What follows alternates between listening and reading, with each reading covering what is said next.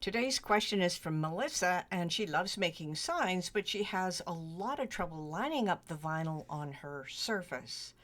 This is the Creative Crafters Podcast. Hi, I'm Bette from Bette's Makes, and this is your questions answered. Now, lining things up is always a bit tricky, but there are a few little tips that I can offer you that could possibly help.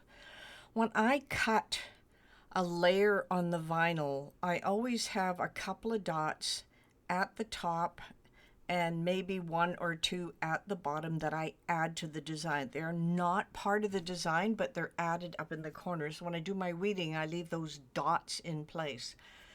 So those dots will go in the exact same place for each of the layers, just a different color, and those are what we're going to line up rather than the whole design, and it makes it a lot easier.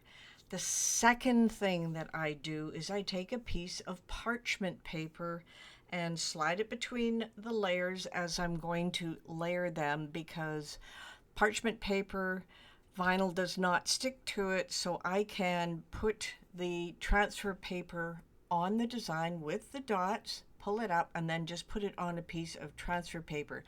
Now, the first layer, of course, is the easiest because you can put it on directly and make sure everything is straight the way you want it.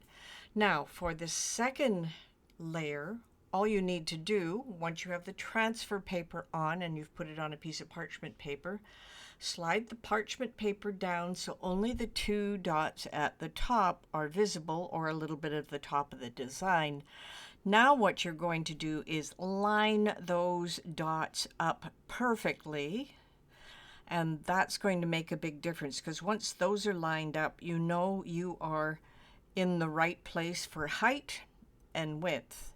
Now the next part of it is to gently pull out the parchment paper and work things in so they line up perfectly. That parchment paper part is a lifesaver. And then of course when you get close to the bottom, you want to line up your dots at the bottom as well. Now you could add extra dots on the sides if you need to, for especially when you're lining things up. So I don't line up the middle, I line up those dots and just make sure everything sits in there. So I hope those two little tips are going to help you. This is the Creative Crafters Podcast, and your questions answered.